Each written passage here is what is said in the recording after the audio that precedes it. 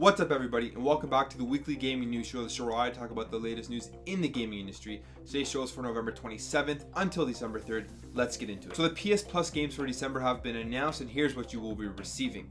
Darksiders 2 Deathinitive Edition for the PS4, Kung Fu Panda Shadow of Legendary Legends also for the PS4, XBlaze Lost Memories for the PS3, Syberia Collection for the PS3, Forma 8 for the PS Vita and the PS4, Corp for the PS Vita, and Until Dawn Rush of Blood for the PSVR. Now this is a pretty good list of games. I'm excited to download them and to start playing them. So PlayerUnknown's Battlegrounds has been announced for mobile. They're going to be making a mobile port of the game, and it will be released in China, and there's no word when it will be released in North America. But this is pretty cool because this is a very popular game, and you know that when it releases on mobile, it'll just give more access to the game to more people. They will sell a lot more copies and make a lot more money.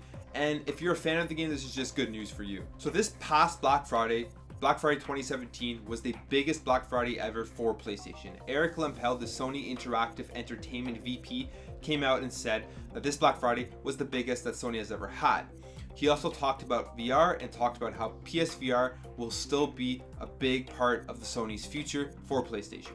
This is really good, especially if you have a PSVR. There's still tons of games out for PSVR, and there's more coming out, especially with all these Bethesda releases with Doom and with Skyrim. VR is still getting games. It is still having these very interactive, very immersive games, and that's really good, especially if you're somebody who, like me, who loves VR and who thinks that it is a really, really good product. Sticking on the topic of VR, Sony released a PSVR trial to PS Plus members. So basically, you could get a message from Sony through the PlayStation Store, and you would be able to sign up for a 2-week trial of the PSVR. They would send you the bundle, they would send you a bunch of games, and if you wanted to keep it after using it for those 2 weeks, they would just charge your credit card. Now I think this is a genius idea because, like I've said many times, you won't understand how cool and how good VR really is until you experience it. You can sit back and if you've never tried it and say, oh, this is just a gimmick, or you can look at gameplay videos on YouTube and see that the graphics are dumbed down on the video and it doesn't look that great watching it through another person's perspective. But you really don't understand how amazing and how immersive it really is until you try it. So this is a great move by Sony, and hopefully people who are trying it out will see just how immersive it is and continue to jump on board with the PSVR. So Nintendo's back on top, obviously, with the Nintendo Switch and all of these great games that they've been releasing lately. Super Mario Odyssey was one of the best-selling games, and it's just doing extremely well. So Nintendo is taking full advantage of this, and they were releasing a Super Mario cereal. And basically this is a mixed berry cereal with marshmallows, and every box of this cereal will be an amiibo. So you can scan that box into Super Mario Odyssey and receive hearts and coins. And it's just something really cool if you're a Super Mario fan, and it's just really taking advantage of the name, of the brand, and kids and even myself will probably jump on this and purchase a box of cereal just to see what it's like, see what it tastes like, and to see how it works when you scan it into the game. The cereal will be released on December 11th in the United States, and there's no word when it will be making its way to other countries. So if you're a Jak and Daxter fan, it's time to rejoice because there will be a Jak and Daxter bundle released for the PS4, and this will include Jak 2, Jak 3, and Jak X Combat Racing.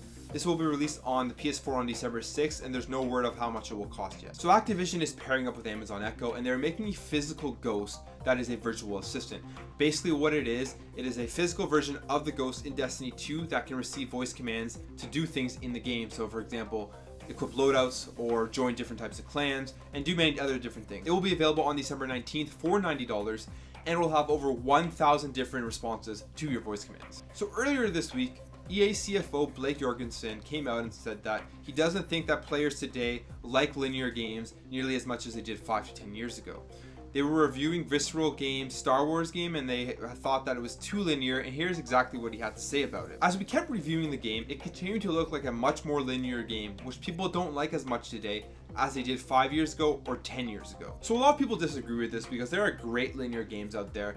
One of the big games coming out is going to be God of War, and the director of God of War came out on Twitter, and this is what he had to say about Jorgensen's statement. So he quoted the Jorgensen quote, and then he said, "Oh God, EA, just utter nonsense." So obviously he doesn't agree with this, and they're making one of the most linear, popular games coming out this year. And I'm just gonna do crazy gangbusters on sales, and I'm really looking forward to it because God of War is an amazing game, and there's tons of great linear games out there.